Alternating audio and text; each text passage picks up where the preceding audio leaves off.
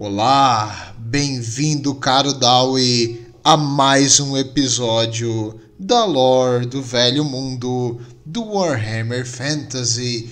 E hoje, finalmente, vamos falar dele, o anão, o mito, a lenda, Gombrindal, o anão branco, o ancestral vivo que anda pelo seu povo, um dos deuses ancestrais segundo o mito e as canções dos anões, que ainda anda junto com a mais nobre das facções do mundo antigo, protegendo eles nos seus momentos mais desesperados. E um extra aqui também, antes de começar a história do Gombrindal propriamente dita, eu tenho que falar que ele é o queridinho da Games Workshop, porque ele é o mascote da Games Workshop, eles têm ele meio que como padrão assim. Então, existem várias histórias, vários quadrinhos, várias lendas sobre ele, porém, na parte de lore propriamente dita, ele é mais um mito, uma lenda do que realmente fato, assim, uma coisa concreta. Ele é como se fosse um espírito dos deuses ancestrais que ainda anda junto com os anões e os protegem naqueles momentos de maior necessidade.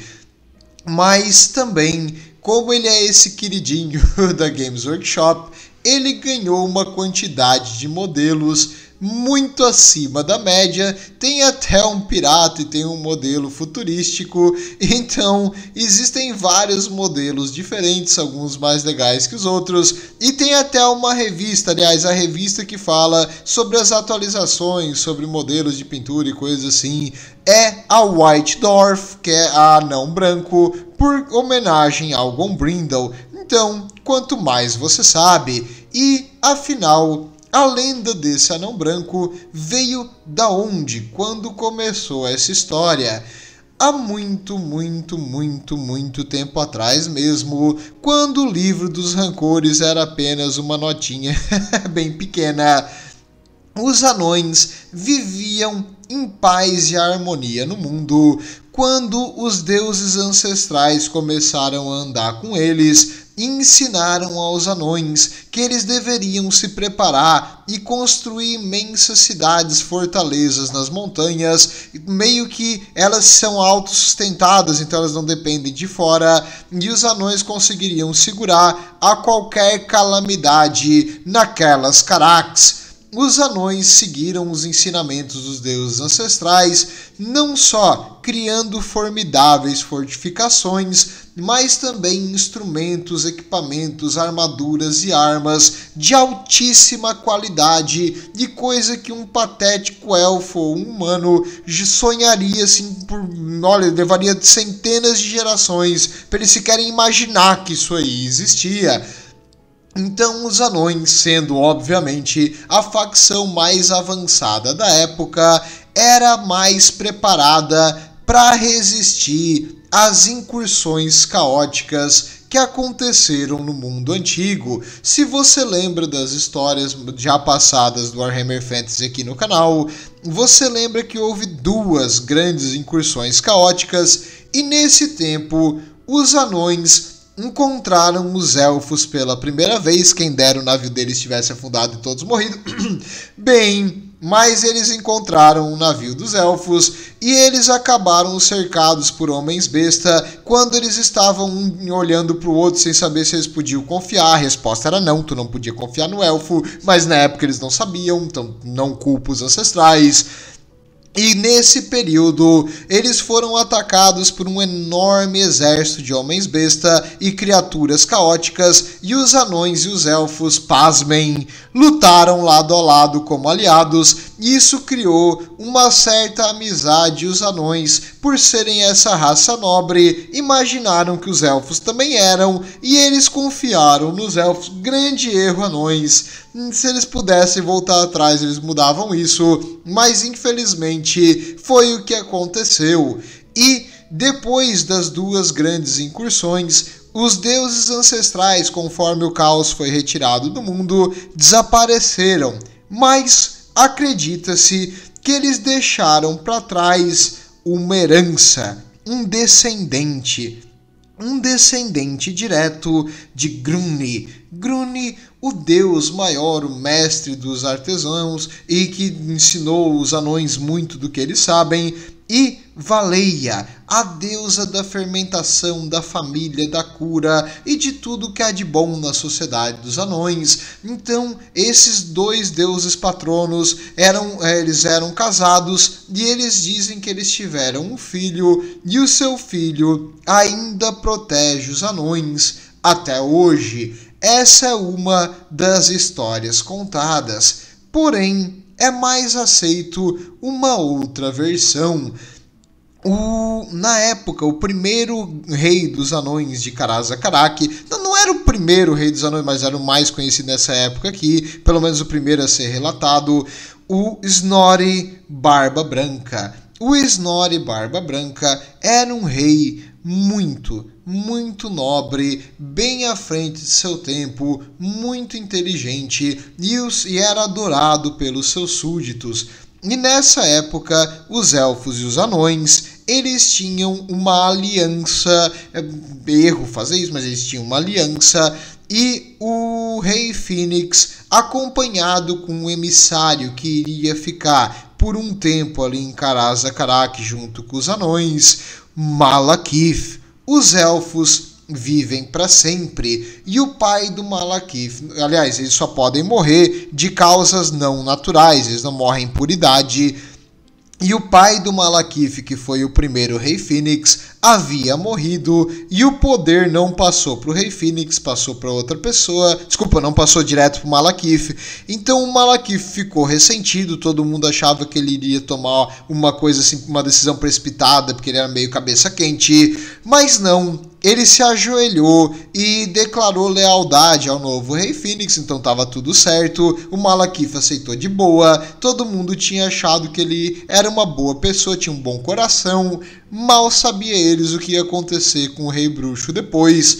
Bem, nessa época, o Malakith ainda era considerado uma pessoa, um elfo de confiança, e junto com o rei eles vieram como emissários aqui para Karaz-Karak, e o rei dos elfos trouxe para o Snorri Barba Branca um enorme garrafão de vinho de Ilíria. Esse vinho dos elfos é um vinho que é envelhecido por centenas de anos, com todo um processo refinado e coisa que os elfos gostam.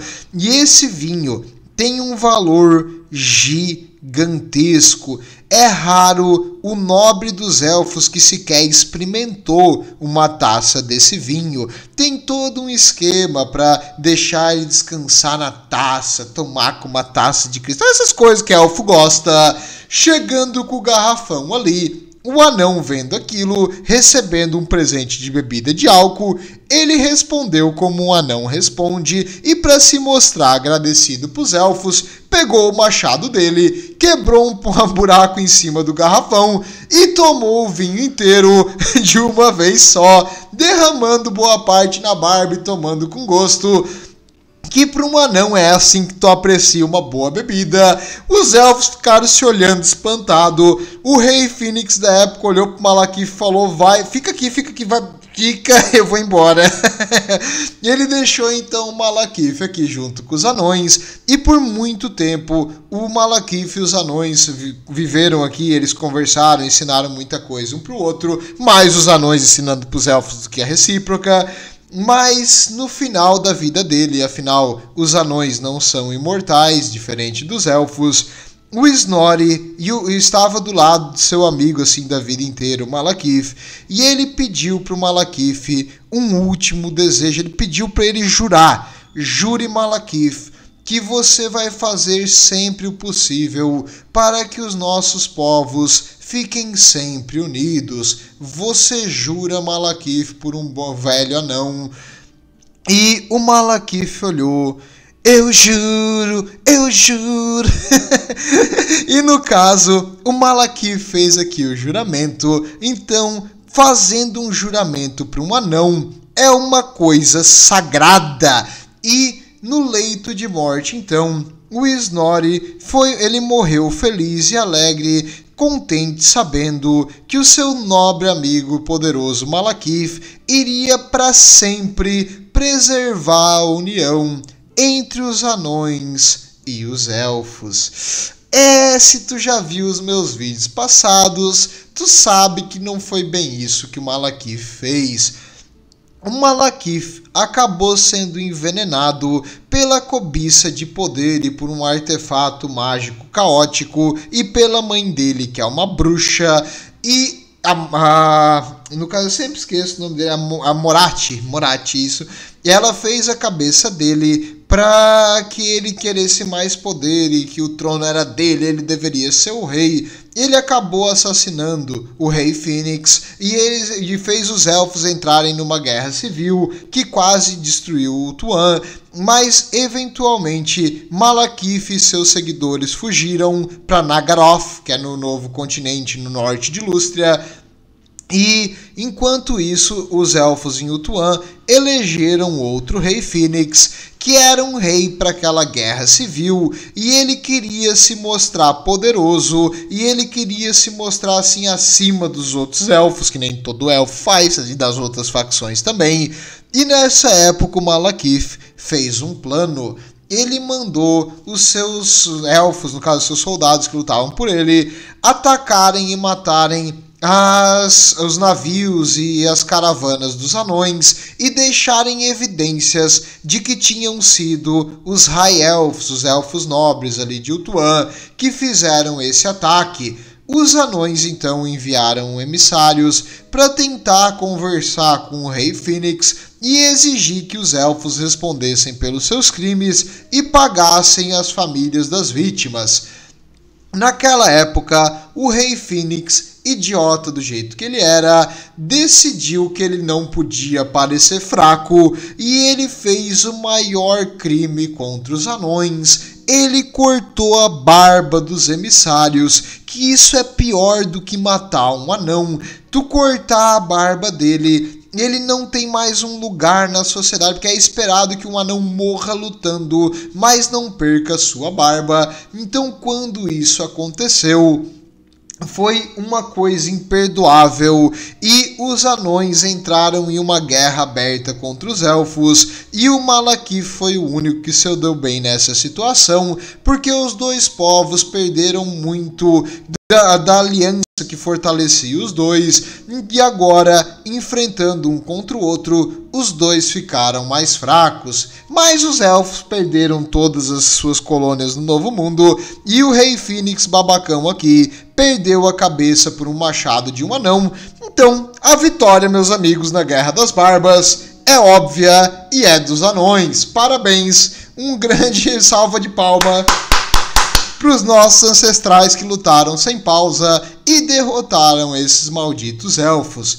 Bem, mesmo assim, aquela promessa quebrada do Malekith, essa sua grande vigarice e traição, não passou batido. Não é assim que se quebra uma promessa. Malekith jurou, e quando tu jura para um anão, é eterno. E quebrar esse voto, o anão vai se vingar. Mesmo que ele esteja morto, o espírito dele ainda anda procurando a vingança contra aqueles orelhas pontudas que traíram a aliança com os anões feita tanto tempo atrás. Então, alguns acreditam que o anão branco, na verdade, o Combrindle, é o espírito do Snorri, o Barba Branca, já que os dois possuem a barba muito, muito branca, fora do normal para um anão. Então eles acreditam que eles realmente, ele é uma coisa mística. Então, ou ele é um descendente dos deuses ancestrais, ou ele é o próprio espírito de vingança de um dos primeiros e maiores reis que já andou na Terra, que foi o Snorri Barba Branca. Não se sabe, jamais vai se saber, porque parte da cultura dos anões é isso, é envolta em mistério, lenda e magia. Alguns dizem que ele era um amante da deusa Valeia e que ela gostava muito dele e por isso ele ganhou a imortalidade.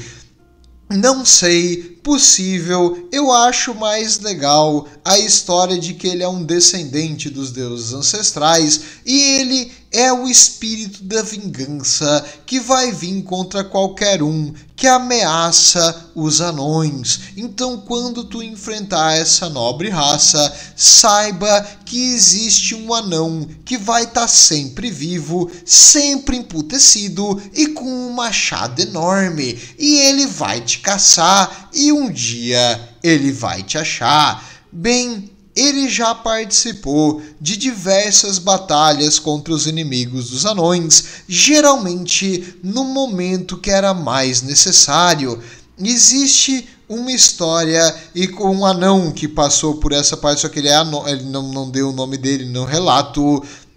Ele falou que ele nunca viu uma luz tão brilhante e uma barba tão branca e com ouro tão brilhoso quanto a desse anão que apareceu no momento de maior necessidade. Como foi essa ocasião? Os Goblins, depois de semanas empurrando os anões para uma posição defensiva, haviam chegado no limite da exaustão, os nossos heróis, os anões, e os Goblins e os Orcs, com seus números praticamente infinitos, continuavam com o peso dos números. A cada 8 Goblins que um anão matava, ele acabava sendo ferido, machucado, e com aquele sangramento e ferido, ele acabava sendo derrubado no chão por vários Goblins e Orcs que pulavam por ali, e acabava fazendo uma abertura na muralha de escudo, e os anões tinham que ceder território, e a defesa deles estava ficando contra as paredes de uma caraca subterrânea, quando de repente, no meio dos orcs, um anão que estava ferido e não morreu, se levantou, e na frente dele, o que deu a mão para ele se levantar, tinha um estranho encapuzado. O estranho tirou o seu capuz, demonstrando um cabelo e uma enorme barba branca, sedosa e bem cuidada, e um machado gigante, e falou: "Vocês ainda têm alguma luta em vocês?" E os anões que estavam ali sem esperança, eles já estavam cantando canções de funeral e de passagem. Naquele momento que uma luz começou a brilhar no meio dos goblins, os orcs olharam para trás e ficaram cegos com aquela luz. Os anões começaram a cantar canções de força, de vingança e de guerra, e foram avançando pela linha dos Goblins e Orcs, quebrando a moral dos Pele Verde, que se retiraram apenas para serem cortados em pedaços pelo Anão Branco e aquele anão ferido, que depois foi descoberto que era o comandante dessa expedição, o rei dos anões aqui que tinha feito a expedição, que foi salvo pelo Gombrindal. E outra história que eles contam dele é que depois que ele participou de uma enorme batalha contra os Skaven, eles encontraram um fragmento, um pedacinho da armadura dele no chão. Era um metal diferente de qualquer um que os anões já viram. Os engenheiros, os runesmiths, os mestres de runa nunca tinham visto uma coisa tão bem feita.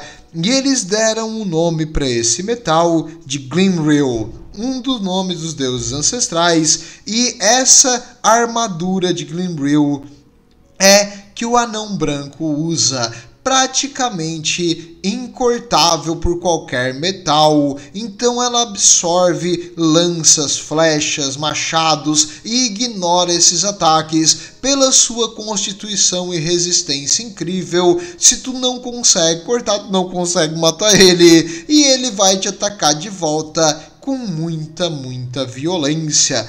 E no caso, além dessa armadura incrível, o machado dele, para aquelas testemunhas oculares que já ouviram, acreditam que ele é nada menos do que o machado rúnico do próprio deus ancestral maior, o Grindir. Então eles acham que ele deu para ele esse machado, por isso eu acredito que ele pode ser um descendente dos deuses ancestrais.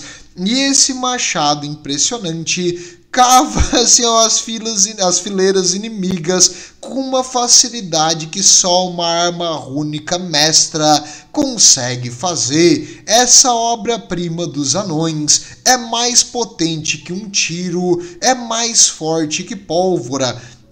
Tu não quer ser atingido por um ataque direto dela, e se tu é de respeito e respeita os anões, isso nunca vai acontecer contigo. Porém, se tu faz algo para enganá-los, se tu faz um rancor pro livro, seu pescoço vai estar na mira do grande machado do anão da barba branca. E, além disso, ele também já foi falado que depois que ele tira o capuz, ele mostra o seu cabelo e a barba, ele tem um elmo de chifres. Esse elmo de chifres também é mágico, e eles acham que esse elmo era de uma das Carax perdidas, que os anões acharam que nunca iria ser recuperado. Ele está nas mãos seguras e firmes do Gombrindle, e enquanto estiver com ele, jamais vai cair nas mãos dos inimigos dos anões.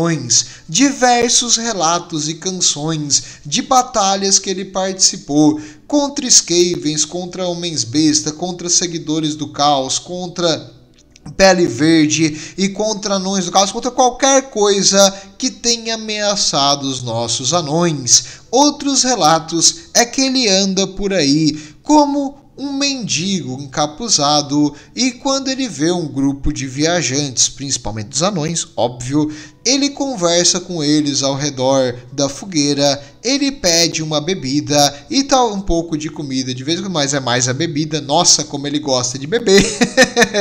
E no caso, ele, quando alguém aceita ali e oferece para ele o que ele está pedindo, ele costuma contar uma profecia. Vários anões já viram, e existem relatos de que quando eles estavam se aventurando por aí, essa figura encapuzada falou para eles palavras de sabedoria e profecia sobre o seu futuro. Então, ele tem um certo componente mágico. E depois da batalha, aonde ele vai, o que acontece com ele, ninguém sabe. Ele desaparece.